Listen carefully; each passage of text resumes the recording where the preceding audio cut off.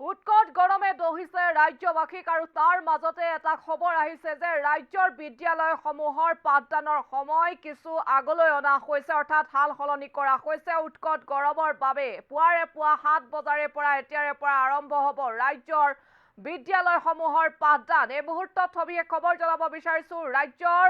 উৎকট গৰমে ৰাজ্যৰ জনতাক দহিছে আৰু প্ৰচণ্ড গৰমৰ বাবে ৰাজ্যৰ সকলো বিদ্যালয়ৰ পাঠদানৰ সময় সলনি কৰা হৈছে আৰু এতিয়াৰে পৰা পুৱা 7 বজাৰে পৰা আৰম্ভ হ'ব বিদ্যালয়সমূহৰ পাঠদান বঙাইগাঁও জিলাৰ বিদ্যালয়সমূহত পুৱা 7 বজাৰ পৰা পাঠদান আৰম্ভ হ'ব বুলি খবৰ আহিছে জিলাখনৰ নিম্ন প্ৰাথমিক বিদ্যালয়ৰ পাঠদান পুৱা 7 বজাৰ পৰা 10 বজা পৰ্যন্ত তাৰ পাছতে মধ্য ইংৰাজী বিদ্যালয়ৰ পাঠদান পুৱা 7 বজাৰ পৰা দিনৰ 11 বজা পৰ্যন্ত উচ্চ আৰু উচ্চতৰ মাধ্যমিক বিদ্যালয়ৰ পাঠদান পুৱা 7 বজাৰ পৰা দুপৰীয়া 12 বজালৈ অনুষ্ঠিত হ'ব আৰু একেদৰে কামৰূপ মেট্ৰৰ বিদ্যালয়সমূহত পুৱা 7:30 পৰা আৰম্ভ হ'ব পাঠদান প্ৰাথমিক বিদ্যালয়সমূহত পুৱা 7:30 পৰা 12 বজালৈ পাঠদান মধ্য ইংৰাজী বিদ্যালয়সমূহৰ পাঠদান পুৱা 7:30 পৰা 12:30 লৈ পাঠদান উচ্চ আৰু উচ্চতৰ মাধ্যমিক বিদ্যালয়ৰ পাঠদান পুৱা 7:30 পৰা দিনৰ 1 বজালৈ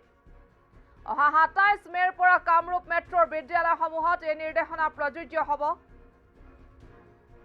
কাৰ্বি আংলঙৰ বিদ্যালয়সমূহৰ পাঠদানৰ সময়ও কিছু আগুৱাই দিয়া হৈছে উৎকট গৰমৰ বাবে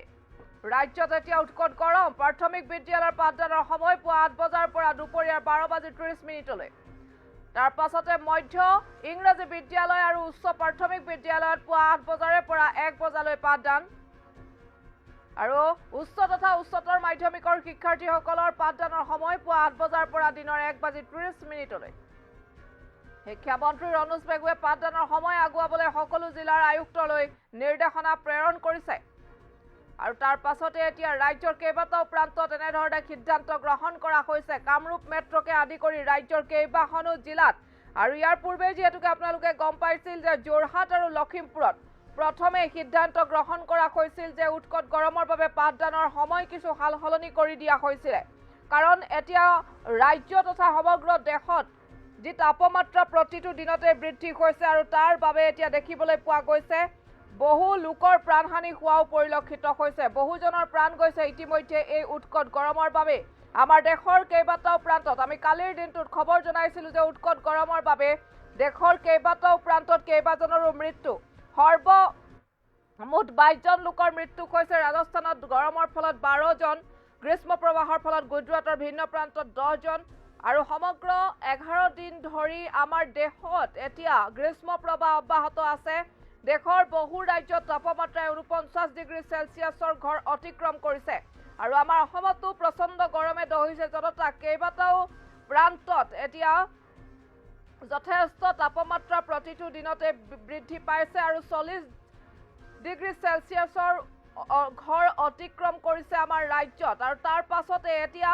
দেখিবলৈ পোৱা গৈছে যে প্ৰচণ্ড গৰমৰ বাবে আমাৰ অসমৰ বা ৰাজ্যখনৰ সকলো বিদ্যালয়ৰ পাঠদানৰ সময় সলনি কৰা হৈছে এতিয়াৰে পৰা পুৱা 7 বজাৰে পৰা আৰম্ভ হ'ব বিদ্যালয়ৰ পাঠদান বঙাইগাঁও জিলাৰ বিদ্যালয়সমূহত পুৱা 7 বজাৰ পৰা পাঠদান আৰম্ভ হ'ব বুলি খবৰ আহিছে জিলাখনৰ নিম্ন প্ৰাথমিক বিদ্যালয়ৰ পাঠদান পুৱা 7 বজাৰ পৰা দিনৰ 10 বজালৈ মধ্য ইংৰাজী বিদ্যালয়ৰ পাঠদান পুৱা 7 বজাৰ পৰা দিনৰ 11 বজালৈ উচ্চ আৰু উচ্চতৰ মাধ্যমিক বিদ্যালয়ৰ পাঠদান পুৱা 7 বজাৰ পৰা দুপৰীয়া 12 বজালৈ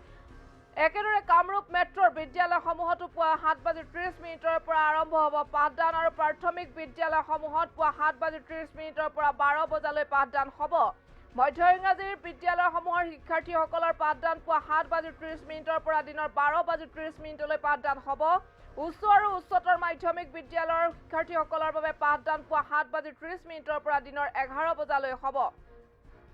আৰু এই নিৰ্দেশনা প্ৰযোজ্য হ'ব 27 মেৰ পৰা কামৰূপ মেট্ৰৰ বিদ্যালয়সমূহত আনহাতে কাৰ্বি আংলঙৰ খবৰ আহিছে যে কাৰ্বি আংলঙৰ বিদ্যালয়সমূহৰ পাঠদানৰ সময়ও আগুৱাই দিয়া হৈছে প্ৰাথমিক বিদ্যালয়ৰ শিক্ষাৰ্থীসকলৰ পাঠদানৰ সময় কাৰ্বি আংলঙত পুৱা 8 বজাৰ পৰা দুপৰীয়া 12:30 মধ্য ইংৰাজী বিদ্যালয় উচ্চ প্ৰাথমিক বিদ্যালয়ত পুৱা 8 বজাৰ পৰা 1 বজালৈ দিনৰ 1 বজালৈ পাঠদান হ'ব আনহাতে উচ্চ আৰু উচ্চতৰ মাধ্যমিকৰ শিক্ষাৰ্থীসকলৰ পাঠদানৰ সময় পুৱা ৮ বজাৰ পৰা দিনৰ ১:৩০ হ'ব। শিক্ষামন্ত্ৰী ডাক্তৰ ৰণোজ পেগুৱে পাঠদানৰ সময় আগুৱাবলৈ সকলো জিলাৰ আয়ুক্তলৈ নিৰ্দেশনা প্ৰেৰণ কৰিছিল আৰু তাৰ বাবে এতিয়া ৰাজ্যৰ প্ৰতিখন বিদ্যালয়তে এনেধৰণে পাঠদানৰ সময় পুৱা আগবঢ়াই দিয়া হৈছে কিছু, যাতে এই উৎকট গৰমৰ বাবে পৰিত্ৰাণ পায়। আৰু এতিয়া সমগ্ৰ বিশ্বতে দেখিবলৈ পোৱা গৈছে যে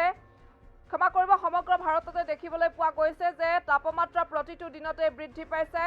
আৰু একাংশই ছ'চিয়েল মিডিয়াত যথেষ্ট ধৰণে বিভিন্ন ধৰণৰ কথা উল্লেখ কৰিছে আৰু প্ৰকৃতিৰ সংৰক্ষণ